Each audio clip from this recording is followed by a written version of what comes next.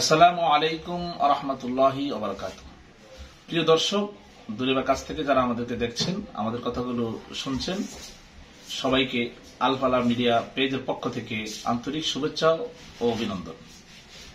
আপনারা সবাই অবগত আছেন, অভিশপ্ত ইহুদি পৃথিবীর মধ্যে সবচেয়ে অভিশপ্ত জাতি।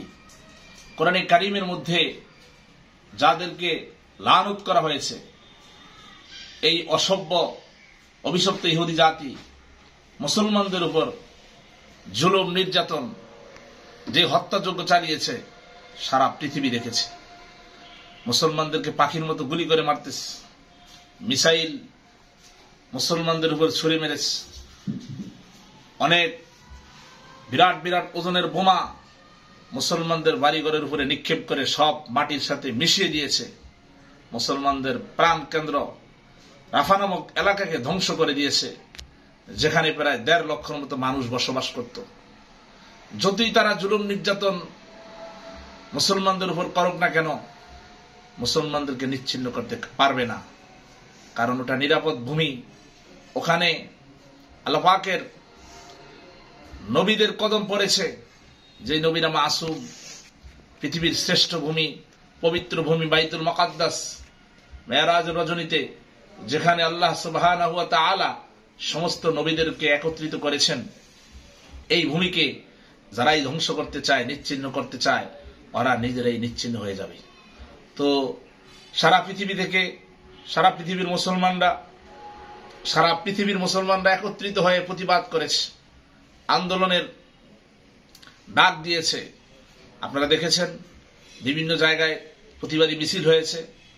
12 এপ্রিল বিকাল ৩টায় শাহবাগ থেকে মানিক মিয়া এভিনিউ পর্যন্ত মার্চ ফর গাজা কর্মসূচির আয়োজন করা হয়েছে। উক্ত কর্মসূচিতে, উক্ত মুভমেন্টে আমি শরীক হব ইনশাআল্লাহ।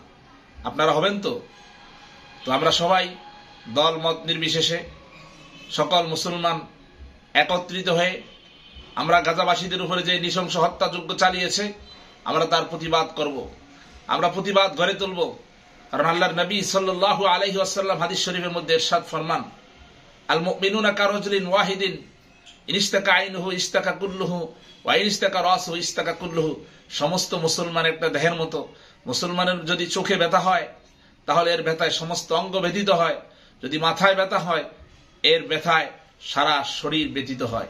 অতএব এক জায়গায় মুসলমান মার খাবে, ফিলিস্তিনে মুসলমান মার খাবে, তাদের উপর জুলুম নির্যাতন করা হবে, আর আমরা বাংলাদেশ থেকে আমরা তাদের দিকে তাকায় থাকবো, আমরা চেয়ে চেয়ে দেখবো। এটা কখন হতে পারে না। এই জন্য সমস্ত মুসলমানদের ঐক্যবদ্ধ হতে হবে। বিশেষ করে বাংলাদেশের মুসলমানদেরকে এই কর্মসূচিতে অংশগ্রহণ করতে হবে এবং প্রতিবাদ করতে হবে, সর্বাত্মক প্রতিবাদ। দলমত নির্বিশেষে আমি সকলকে একত্রিত হওয়ার জন্য, সমবেত হওয়ার জন্য আহ্বান করছি। আসসালামু আলাইকুম ওয়া রাহমাতুল্লাহি ওয়া বারাকাতুহু। দেখা হবে শনিবারের কর্মসূচিতে। আসসালামু আলাইকুম ওয়া রাহমাতুল্লাহি ওয়া বারাকাতুহু।